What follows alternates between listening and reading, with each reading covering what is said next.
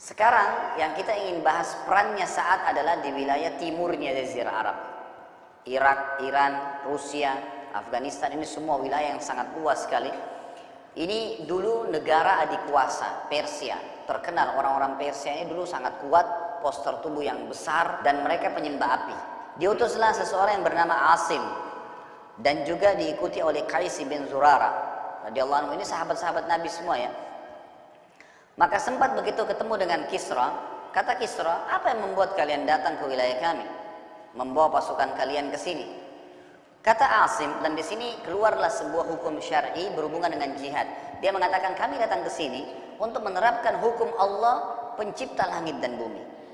Kalau kalian menerima hukum Allah itu, agama Allah itu, kami tinggalkan kalian dengan kerajaan kalian, dan kami cuma meninggalkan kitabullah dan sunnah nabinya. Itu saja. Artinya kami tidak akan ganggu.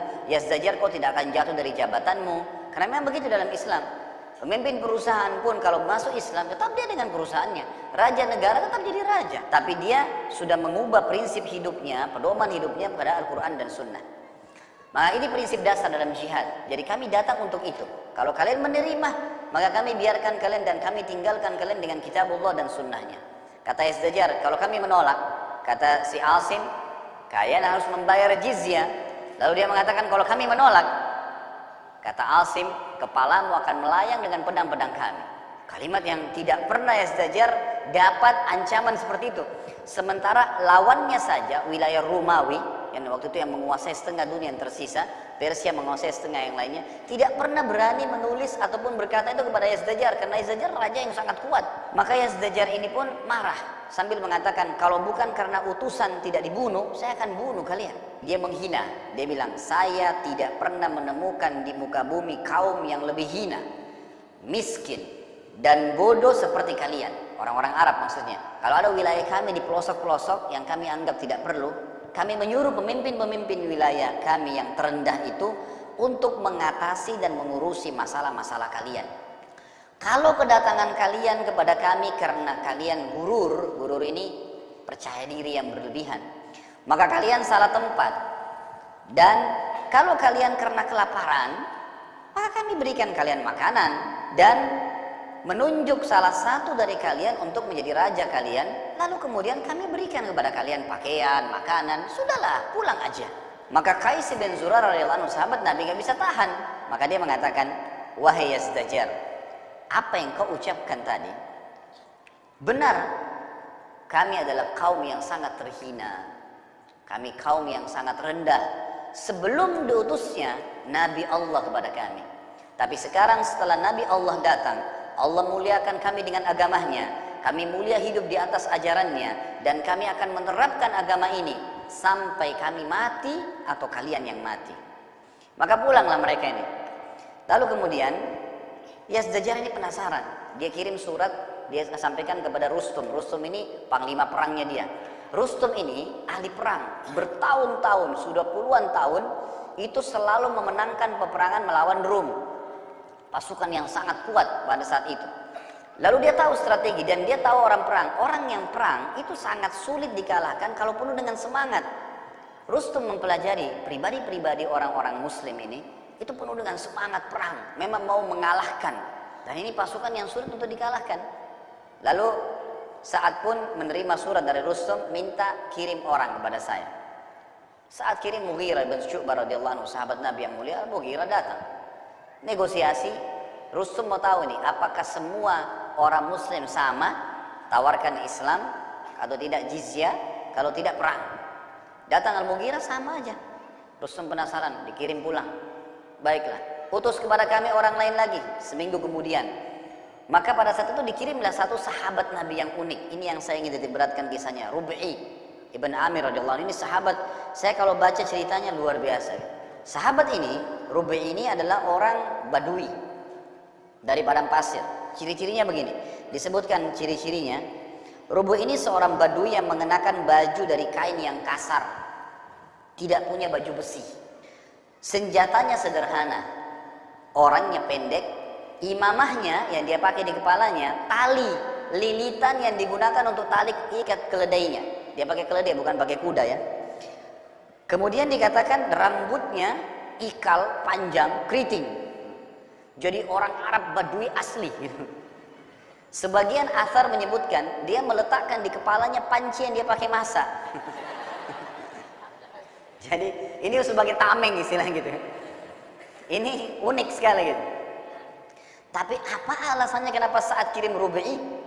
Ternyata kasusnya adalah satu lagi, karena masalah keyakinannya. Jadi saat mengirim ini bukan orang-orang yang gampang negosiasi, gampang terpengaruh dengan harta atau wanita. Dan subhanallah, Allah berikan taufik saat memilih Rubi'i tepat setelah Al-Mughirah. Jadi ternyata pada saat Al-Mughirah pulang tadi, Rustum memerintahkan, dia bilang saya akan undang satu orang lagi di antara mereka untuk memastikan apakah sama konsepnya. Tapi saat ini agak berbeda.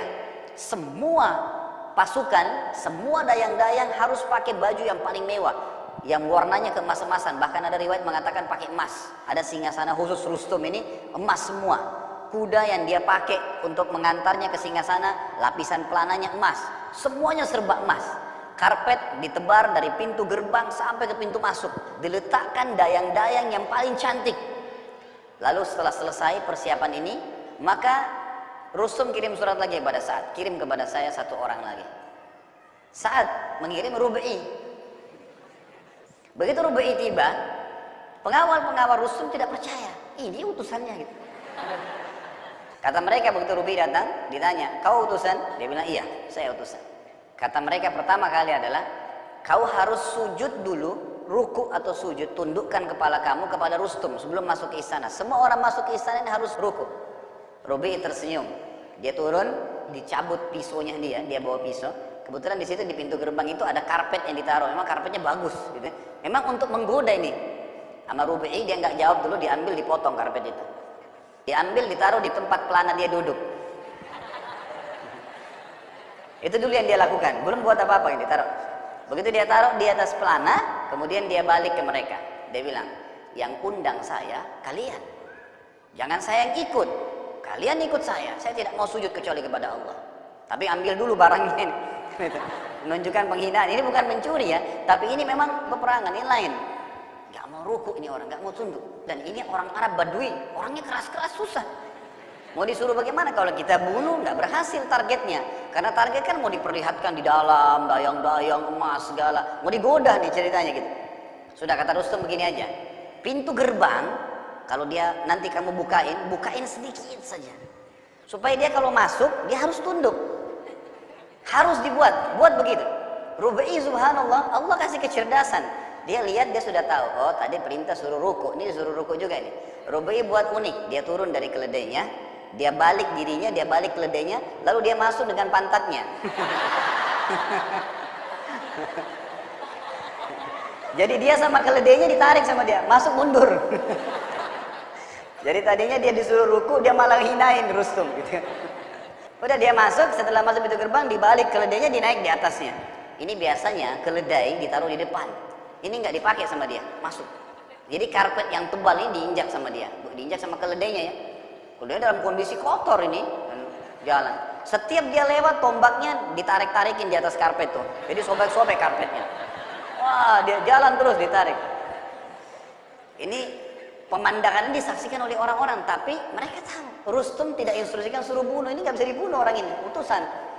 Begitu dia masuk, dibukain pintu gerbang, singgasana di sana ada Rustum duduk. Kiri kanan ini banyak bantal-bantal, permadani, bagus-bagus gitu. Rubi'i turun dari keledainya, ini dia lihat Rustum di sana nih. Dia turun, dirobek-robek sama dia bantal itu. Ternyata ada satu hikmah di sini ya. Saya tidak tahu pada saat itu Rubi'i radhiyallahu anhu tahu atau enggak apa yang dia lakukan, tapi dia seperti seakan-akan dapat isyarat kalau memang ini untuk membuat fitnah bagi dia. Dan untuk menunjukkan seakan-akan begini, orang-orang Persia ingin tunjukkan ini kekayaan kami. Kami kaya raya, kami bisa mengalahkan kalian. Dan Rubi'i ingin membalas itu, mengatakan ini nggak ada nilainya di depan mata saya. Kesannya begitu. Tapi apakah poin itu Rubi'i berpikir atau tidak, Allahu alam. Tapi saya tangkapnya dari kisah seperti itu. Jadi dia lakukan itu sebenarnya untuk menunjukkan kalau ini emas, apapun yang kau taruh tidak ada apa-apanya. Dia lewat menuju ke Rustum, jalan di atas keledai sambil merusak tadi karpet sampai depan Rustum. Kiri kanan perempuan daya-daya yang cantik, gak ada yang dilihat sama dia. Rustum tanya, kenapa kalian datang? Kata Rubi'i, kami datang untuk mengeluarkan seluruh yang menyembah makhluk kepada menyembah Tuhannya makhluk. Kami datang untuk membawa agama Allah sampai ke seluruh pelosok bumi ini. Dan kalau kalian mengikuti ajaran itu, kami tinggalkan buat kalian kitabullah dan sunnah nabinya. Sudah selesai, tinggal berhukum dengan itu saja. Maka kata Rustum, kalau kami menolak, kata Rabi'i, kalau kalian menolak, kalian harus membayar kepada kami upeti, datang sambil merangkak ke hadapan kami. Kata Rustum, kalau kami menolak, kepalamu akan saya penggal. Kata Rabi'i dengan tegas. Lalu kata Rustum, kau ini siapa sebenarnya? Kau ini pimpinan mereka, artinya kok bisa keputusan kau yang tentukan gitu kan? Kata Rabi'i, bukan, saya salah satu dari pasukan muslimin, tapi umat Islam seperti satu jasad, satu kasih keputusan semua ikutin, semua begitu, ya begitu, satu berikan keamanan yang lain semua ikut, maka saya bagian dari muslimin. Kata Rustum, baiklah, beri kami waktu untuk berpikir. Kata Rabi'i, sehari atau 2 hari? Langsung to the point. Kata Rustum, tidak bisa, saya harus musyawarah dulu sama Yazdajar, saya harus bicara begini dan begitu, ya saya butuh sebulan.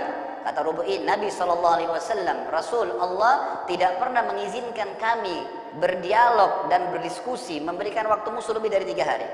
Waktumu 3 hari maksimal, dan setelah 3 hari kau harus pilih, Islam kau selamat, atau jizyah terhina, atau kami akan penggal lehermu. Kata Rustum, ini orang luar biasa ini gitu kan. Ini gimana negosiasi sama orang begini? Pokoknya nggak ada A, B, nggak ada. Kata Rustum, baiklah, kami akan berpikir. Pulanglah Rabi'i ini. Lalu Rustum mulai berpikir, bagaimana ini? Apa yang harus dilakukan? Dia musyawarah sama Yazdajar. Ini betul-betul yang sedang kita hadapi ini bukan main-main ini. Ini orang-orang yang tidak takut mati, tidak terpengaruh dengan harta, dan memang yang dikeluarkan pada saat itu harta-harta yang sangat besar. Oleh Rabi'i ditinggalin sama dia. Rustum sudah dikatakan begitu, minta waktu, dia balik, nggak lihat kiri kanan, keluar sampai pulang. Maka setelah musyawarah, Yazdajar bilang tidak bisa kita biarkan, harus perang. Baiklah, ringkas cerita, keluarlah pasukan pada saat itu.